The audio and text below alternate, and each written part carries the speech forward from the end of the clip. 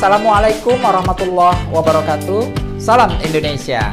Hai anak-anak Indonesia, selamat pagi Bapak ucapkan kepada kalian semua. Semoga kalian tetap dalam kondisi sehat walafiat selalu. Dan hari ini Bapak akan mengajarkan kelanjutan dari teks laporan hasil observasi. Hari ini kita akan membahas tentang apa yang disebut dengan struktur dari teks laporan, ciri kebahasaan, dan bagaimana cara kita untuk menyajikan bentuk rangkuman teks laporan hasil observasi itu. Di 3.8 kita berusaha nanti untuk menelaah struktur kebahasaan dan ciri kebahasaan dari teks laporan hasil observasi berupa buku pengetahuan dari apa yang dibaca maupun diperdengarkan. Kemudian di 4.8 kita mencoba untuk menyajikan isi rangkuman dari teks laporan hasil observasi dari sebuah buku pengetahuan dari apa yang dibaca maupun diperdengarkan.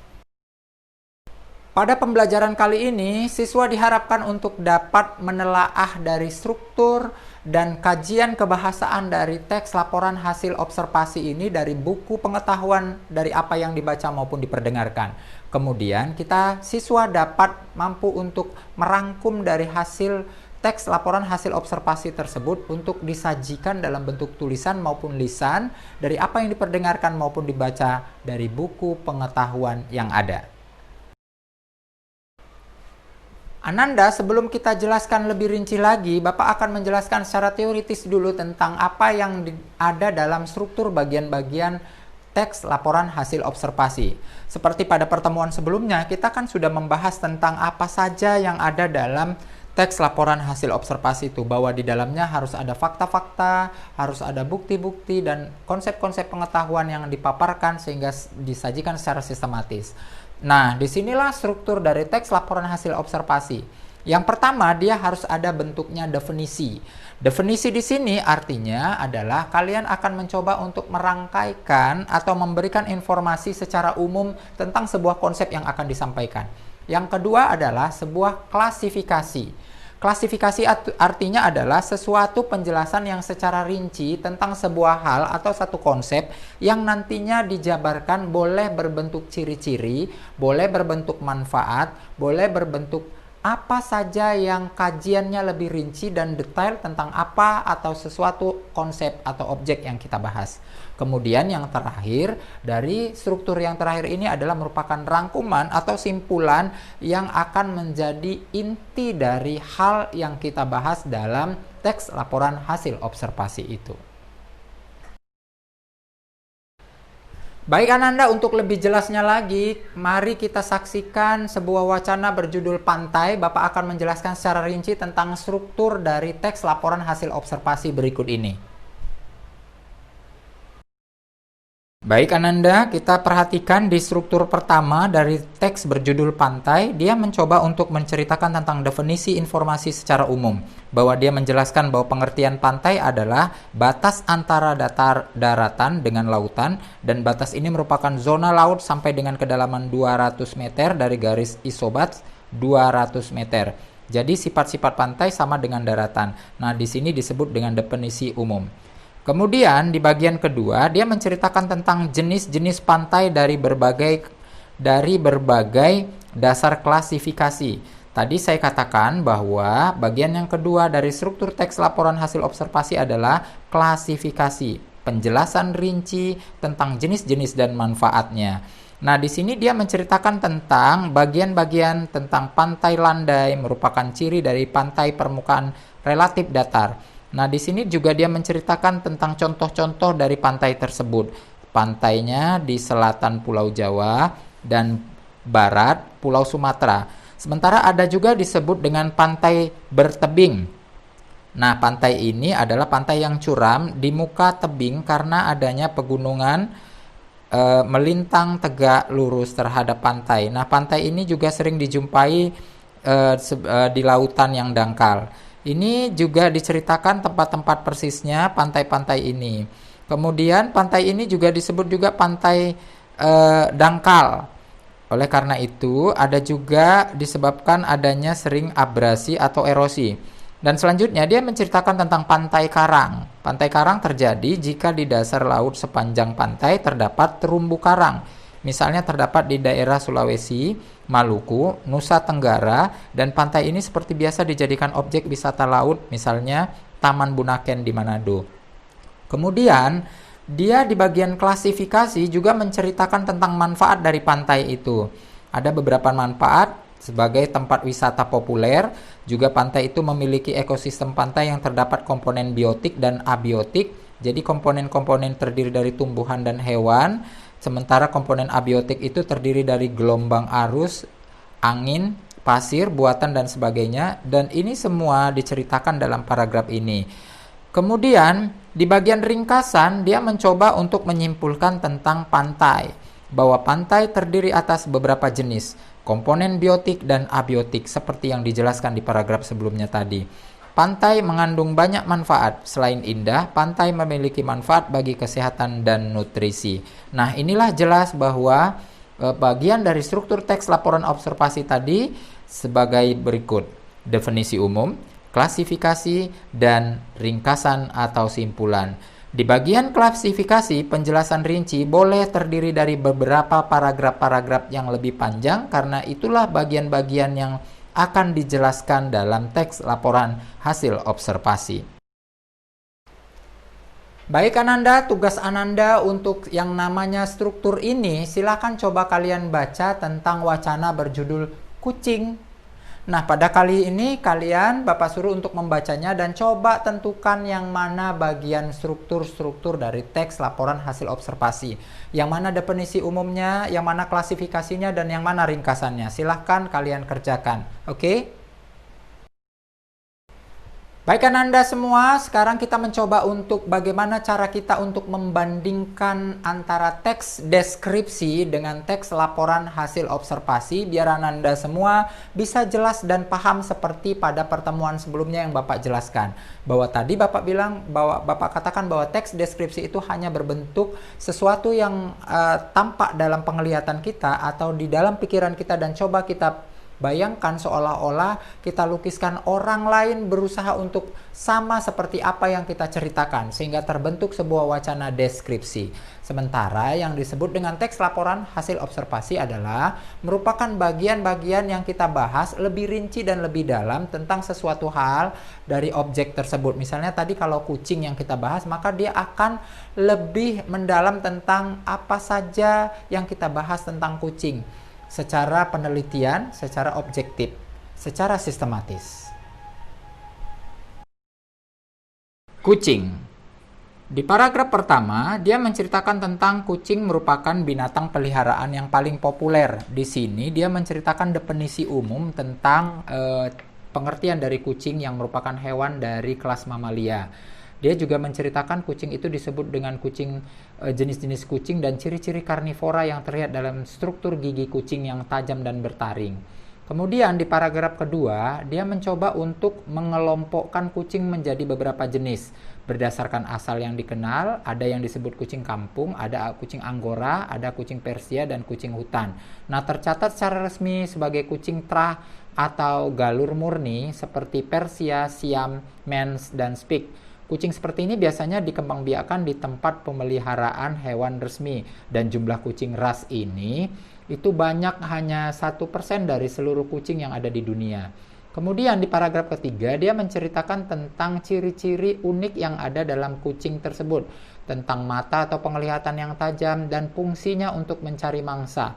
Di situ juga dia menceritakan tentang secara detail tentang apa yang ada pada pencahayaan yang terang pada mata kucing tersebut.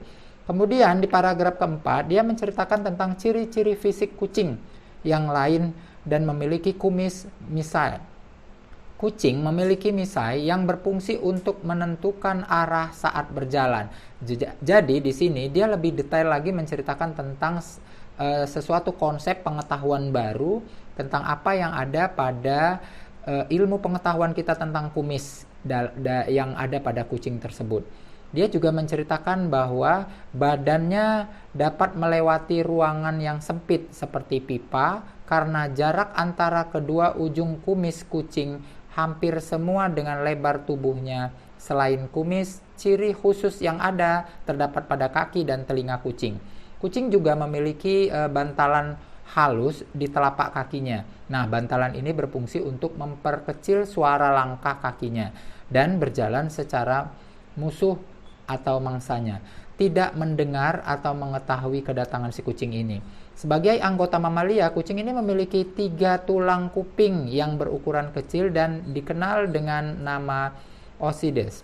Dan tulang ini pada kucing ini mendeteksi suara-suara yang sangat sekali halus. Nah, di paragraf kelima dia menceritakan hewan yang mengalami perjinakan. Jadi kucing hidup dalam hubungan mutualisme terhadap manusia. Di sini di paragraf terakhir ini menceritakan bahwa keuntungan saling menguntungkan antara kucing dengan manusia yang membiarkan mereka itu hidup berkeliaran di pemukiman manusia dan bermanfaat antara manusia untuk menangkap tikus-tikus. Teks kedua berjudul Si Piko Kucingku. Nah, di paragraf pertama dia menceritakan tentang siapa itu si Piko. Dia menjelaskan dan memperkenalkan bahwa kucing itu sangat nakal dan tiap pagi ia duduk persis di depan mukaku untuk membangunkanku. Bulu-bulunya juga mengenai hidungku, membuatku sulit bernapas dan membuatku terbangun sambil bersin-bersin. Nah, di paragraf ini dia menceritakan kedekatan antara aku dengan si Piko. Kemudian di paragraf kedua, dia menceritakan tentang kenakalan si Piko yang sebanding dengan kemajuan dan kelucuannya. Ketika ibu dan aku itu sedang duduk-duduk di sofa sambil membaca-baca buku, ia pasti meloncat ke pangkuan kami atau ke pangkuan ibu lah. Tangannya pasti elus-elus kepala dan ia akan tertidur pulas di situ. Nah, di sini paragraf selanjutnya juga menceritakan tentang kegunaan si Piko yang suka bermain cicak. Justru dia bermain dengan ekor-ekor cicak yang putus dan cicak yang dibiarkan berlari dengan tingkah laku yang lucu-lucu. Kemudian keluarga juga sangat senang dengan si Piko.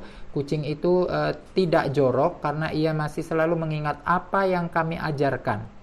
Nah, dari sini, dengan kebiasaan-kebiasaan kami sekeluarga yang merasa nyaman karena rumah kami terbebas dari kotoran yang berceceran dengan bau yang tidak sedap, kami sekeluarga sangat mencintai si Piko dengan segenap kenakalan, kemanjaan, dan kelucuannya. Baik Ananda, dari kedua teks tadi yang sudah kita paparkan, jelaskan tanpa apa sedikit perbedaan di antara teks yang ada. Yang pertama teks berbentuk kucing, yang kedua teks berbentuk kucingku, si Piko, kucingku. Ada nampak perbedaan? Nah, kalau di teks kucing, dia jelas memaparkan tentang kucing secara umum. Kemudian dia menjelaskan pembagian-pembagian kucing. Ada kucing Persia dan kucing-kucing yang lainnya. Kemudian dia juga menceritakan secara detail bagian-bagian apa yang ada.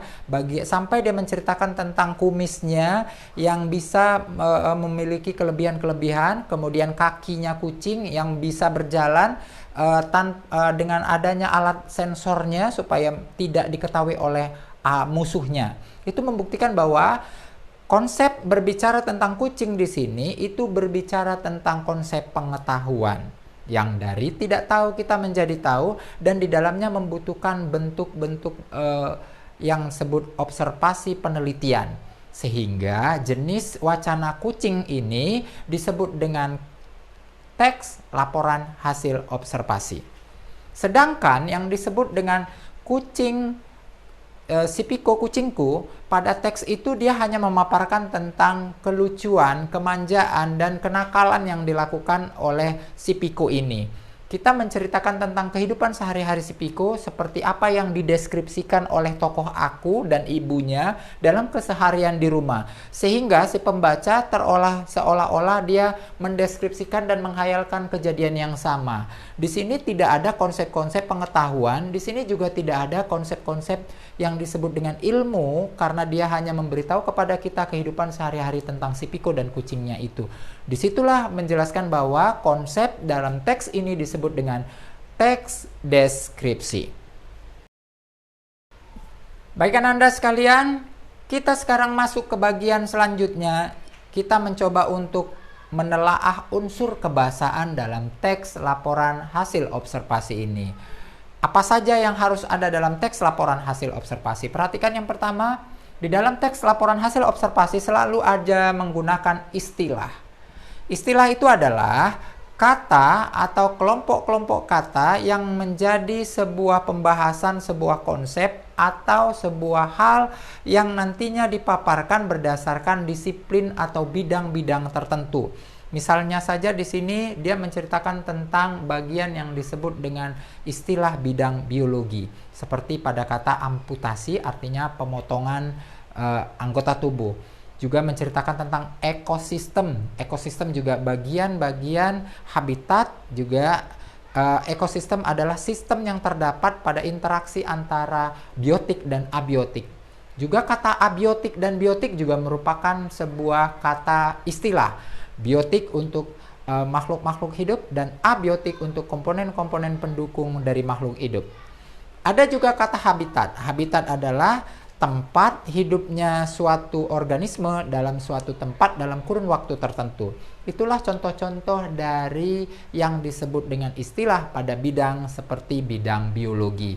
Tapi masih ada juga bidang-bidang yang lain seperti bidang kesehatan, ada bidang kedokteran, ada juga di bidang analisis, ada juga bidang pendidikan dan lain sebagainya.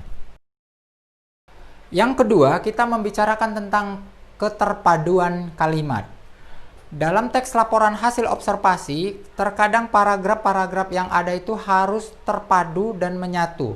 Arti keterpaduan kalimat di sini adalah antar paragraf memiliki kesatuan makna yang saling sambung dan kesetalian dan bermakna menyambung, sehingga kita itu memiliki logika yang bisa menghantarkan hal makna yang sama, tidak terputus antar makna pertama dengan paragraf selanjutnya. Contoh, perhatikan dalam paragraf berikut ini tentang lebah. Di sini ada kalimat-kalimat yang tidak nyambung di antaranya. Baik, sekarang di bagian lebah, kita di paragraf pertama kan menceritakan tentang ciri fisik secara khusus tentang lebah tadi. Kemudian ciri-ciri tersebut seperti ciri-ciri serangga pada umumnya, dan badan lebah dibagi menjadi 3 bagian. Kepala, torak, perut lebah memiliki berbagai manfaat dalam dunia kesehatan. Di sini jelas tampak dalam paragraf pertama ini ada sesuatu yang tidak terpadu, seperti di kalimat terakhir tadi. Jelas bahwa dia menceritakan bahwa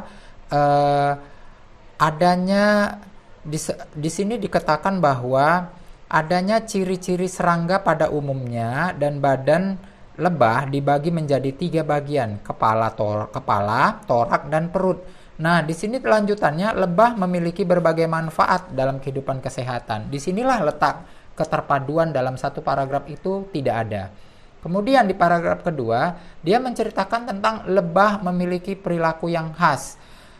Sementara di paragraf pertama tadi dia menceritakan tentang lebah itu memiliki ciri-ciri seperti serangga. Jadi kalimat pertama dengan kalimat kedua itu tidak, paragraf pertama dengan paragraf kedua itu tidak memiliki keterpaduan makna karena dia terlepas antara kalimat pertama dengan kalimat kedua.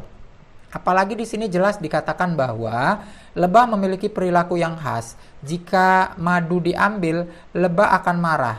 Kemarahan lebah bisa disebabkan karena terganggu dan terkejut. Nah, di sini dia menceritakan bahwa ada keunikan perilaku yang khas pada lebah. Di bagian ketiga, lebah di alam berfungsi penting sebagai serangga penyerbu.